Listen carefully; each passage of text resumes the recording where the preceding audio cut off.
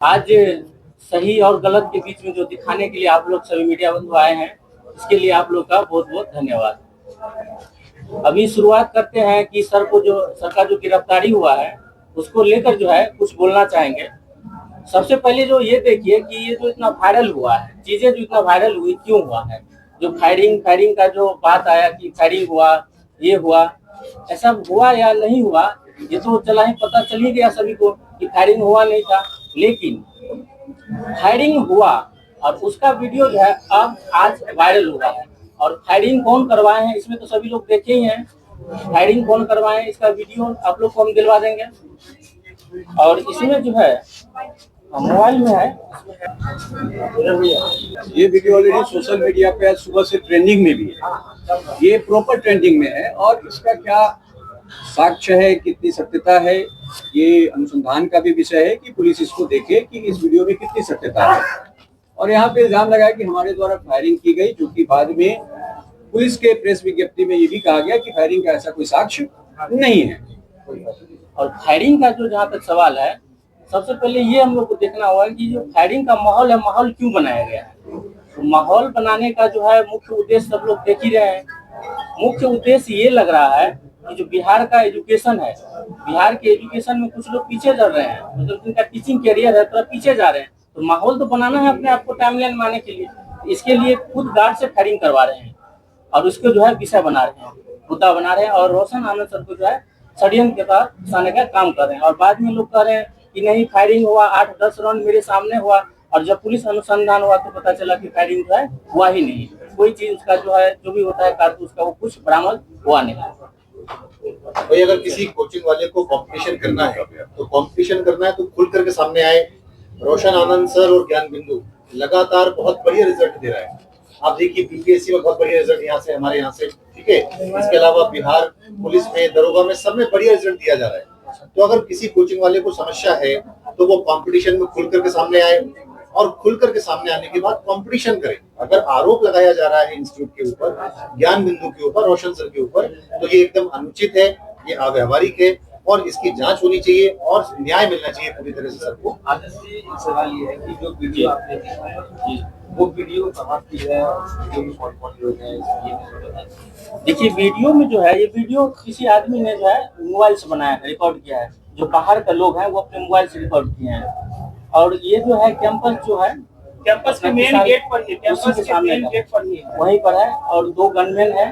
अब देख लीजिएगा वीडियो में कौन है। ये गनमैन तो भाई सरकार के द्वारा अनुसंधान किया जाने वाला विषय है और है, लेकिन उन्हीं कैंपस का गार्ड है, ये तो सभी लोग जानते हैं। सर के द्वारा लगातार बताया जा रहा है कि पुलिस के द्वारा बड़ा जल्दी द्रुत गति से कार्रवाई की है। मैं आभारी हूँ मुख्यमंत्री सम्राट चौधरी जी का। पुलिस के द्वारा वीडियो वायरल हो रहा है, क्या कैसे देखते हैं कि इसमें किसकी भूमिका अहम है? पुलिस की है संदिग्ध भूमिका, ये कॉन्स्पिरेसी है आपकी कोचिंग के खिलाफ, या क्या है आपसे दुश्मनी? देखिए ये तो एकदम पूर्णतः षड्यंत्र है।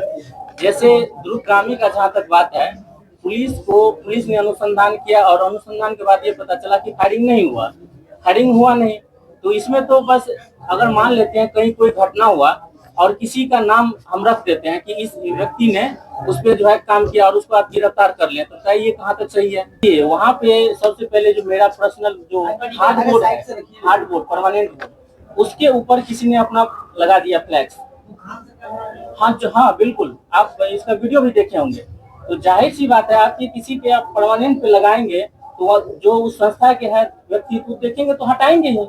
हम हटाएंगे तो उसमें हो सकता है कि गार्ड में झड़प हो गया। मेरा सवाल ये है कि झड़प जब हुई जी, तो झड़प के बाद खान सर ने पुलिस को एक FIR दी जी। FIR में उन्होंने साफ तौर से शिकायत की कि उनके गार्ड के साथ मारपीट की गई, ईंट पत्थर चले। मगर जो पुलिस के द्वारा कार्रवाई की गई, जो उस पर FIR दर्ज किया गया, उसमें हत्या के प्रयास से सुसंगत धाराओं को भी दर्ज किया गया, 100 अंकित किया गया, 109 जिसमें हत्या का प्रयास है, उसको आप लोग किस रूप में देखते हैं? ये तो बहुत गलत बात है ना। मान लीजिए कि अगर किसी पे अगर कोई होता है, किसी का नाम आया, किसी कहीं मार हो गया और किसी का आप नाम लेके कर दे रहे हैं, ये भी इसमें शामिल है व्यक्ति, ये तो गलत बात है ना। ये तो षड्यंत्र का तहत हो गया। मतलब ऐसा लग रहा है कि आप पहले से सोच के बैठे थे, आप सोच के बैठे हैं पहले से ही, आप आरोप लगाने के लिए बैठे हुए हैं। भाई जब तक जांच नहीं हो जाएगी, आपको सपना आ गया क्या?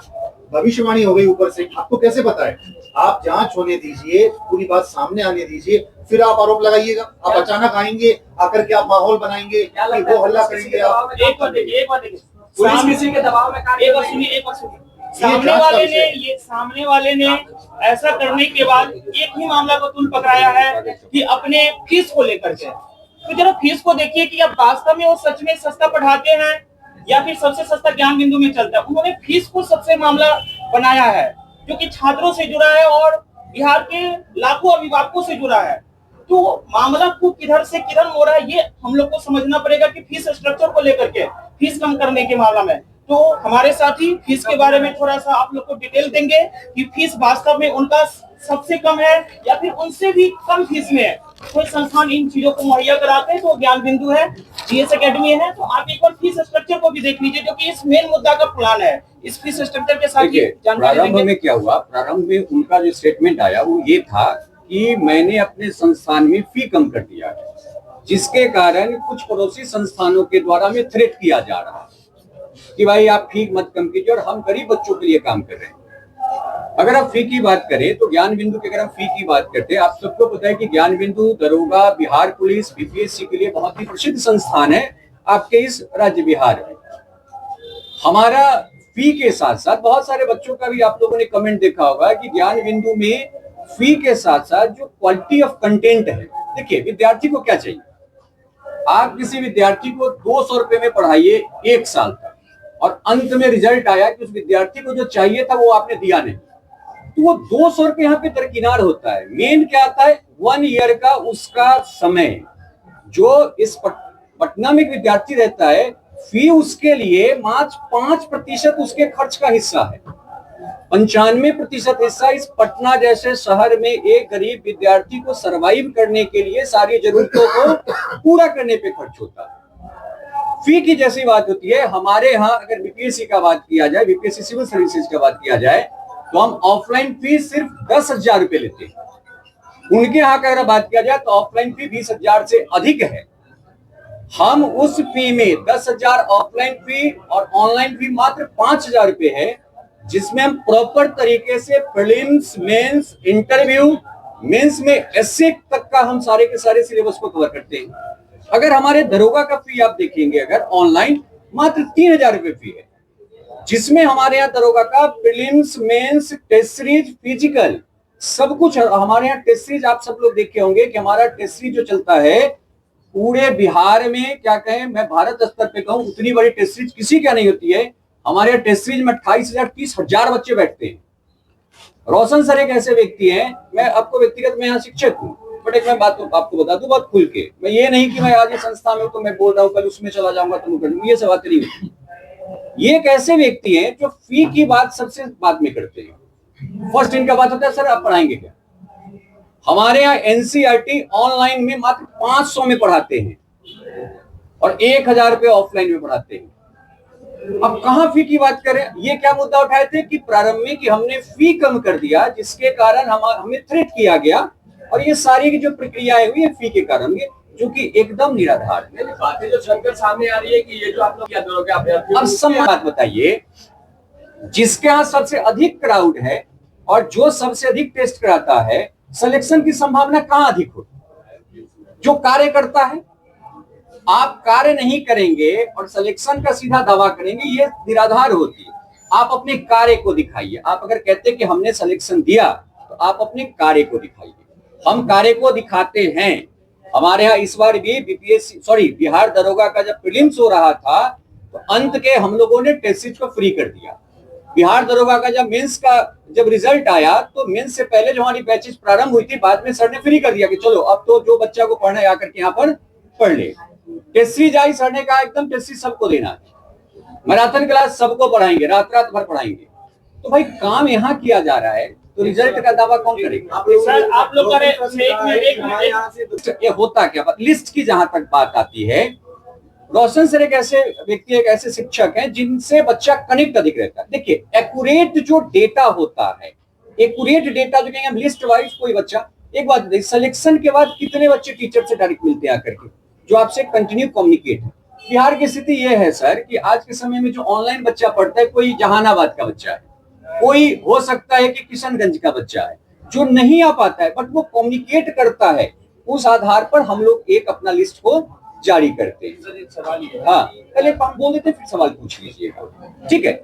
इसके बाद बात रही बिहार पुलिस की, तो हमारे यहाँ बिहार पुलिस में ऑफलाइन ऑनलाइन दोनों बैच चलता है। जो बिहार कांस्टेबल के लिए ऑनलाइन का फी मात्र हमारा 999 रुपया है, ऑफलाइन की फी हमारा 2100 रुपया, जिसमें हम पढ़ाने के साथ साथ उनके टेस्ट सीरीज और उनके जो फिजिकल ट्रेनिंग है उन सभी को हम करवाते हैं इतने कम फी में।